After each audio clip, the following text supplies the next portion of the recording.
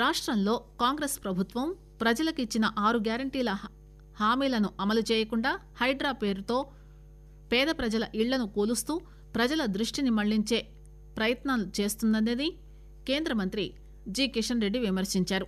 ఈరోజు హైదరాబాద్ లో మీడియా సమావేశంలో మాట్లాడుతూ మంత్రి హైడ్రాకు పెట్టే ఖర్చులో సగం ఖర్చుతో నగర డ్రైనేజీ వ్యవస్థను బాగు చేయవచ్చన్నారు.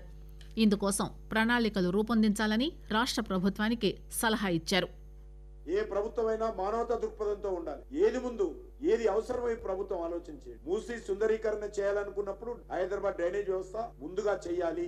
అది లేకుండా మూసీ సుందరీకరణ జరగదు. మొత్తం ఉన్నటువంటి పైప్ లైన్ అంతా కూడా ఎక్కడికక్కడ మూసీలో కలిపాము. జిహెచ్ఎంసీ కలిపింది, హైదరాబాద్ మెట్రో వాటర్ బోర్డే కలిపింది. మూసీ ఎండాకాలంలో వస్తున్నటువంటి నీరు ఎక్కడో హిమాయత్ సాగర్ నుంచో గండిపేట నుంచో రాదు. హైదరాబాద్ ప్రజల ఇళ్లలో డ్రైనేజీ నీళ్లు ఏవైతున్నాయో అది మూసీలో ప్రవహిస్తుంది. అది రాకుండా ముందు ఆపండి.